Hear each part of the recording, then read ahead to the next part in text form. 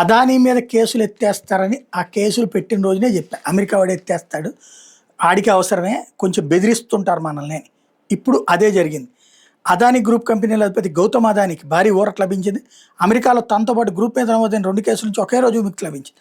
Solar ప్రాజెక్టుల లంచాల ఆరోపణల case నుంచి గౌతమ్ అదానీ ఆయన సోదరుడికి కుమారుడు సాగర్ అదానీ బయటపడ్డారు.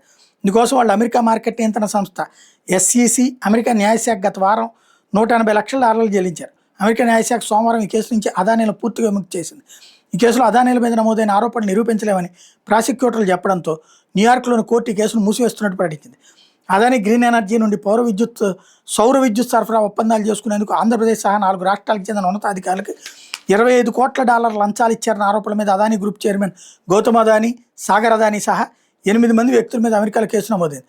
లంచాల సొమ్ము పోగేసేందుకు అదానీ గ్రీన్ ఎనర్జీ తన ప్రాజెక్టు మీద తప్పుడు సమాచారం ఇచ్చి అమెరికా ఇన్వెస్టర్ల నుంచి నిధులు సేకరించిందని ఫారిన్ కరప్ట్ ప్రాక్టీసెస్ చట్టం కింద కేసులు నమోదు చేసింది.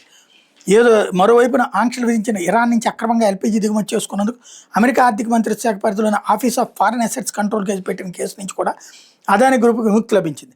OFACకి $27.5 కోట్ల $2,645 కోట్లు చెల్లించి ఈ కేసు సెటిల్ చేసుకున్నట్టు అదానీ గ్రూప్ ప్రకటించింది. అమెరికా దర్యాప్తు సంస్థలు తాము పూర్తిగా సహకరించడం ఇది సాధ్యమైందని తెలిపింది. 2023 నవంబర్ నుంచి గత ఏడాది జూన్ వరకు అదానీ గ్రూప్ అమెరికా ఆంక్షలను అతిక్రమించి ఇరాన్ నుండి LPG దిగుమతి చేసుకుందని ఆరోపణ. LPG నేరుగా ఇరాన్ నుంచి కాక ఒక మధ్యవర్తి కంపెనీ ద్వారా ఒమన్, ఇరాక్ నుంచి తప్పుడు పత్రాలతో దిగుమతి చేసుకుంటున్నట్టు ఆరోపించింది. దీంతో అదానీ గ్రూపే నేరుగా అమెరికా దర్యాప్తు సంస్థలకు ఫిర్యాదు చేసింది. ఈ దర్యాప్తుతో పూర్తిగా సహకరించడంతో అమెరికా ఆర్థిక మంత్రిత్వ శాఖ సెటిల్మెంట్ అంగీకరించినట్టు అదానీ గ్రూప్ తెలిపింది. దీంతో అమెరికాలో నమోదైన 2 ప్రధాన కేసుల నుంచి అదానీలు పూర్తిగా బయటపడ్డట్టయింది.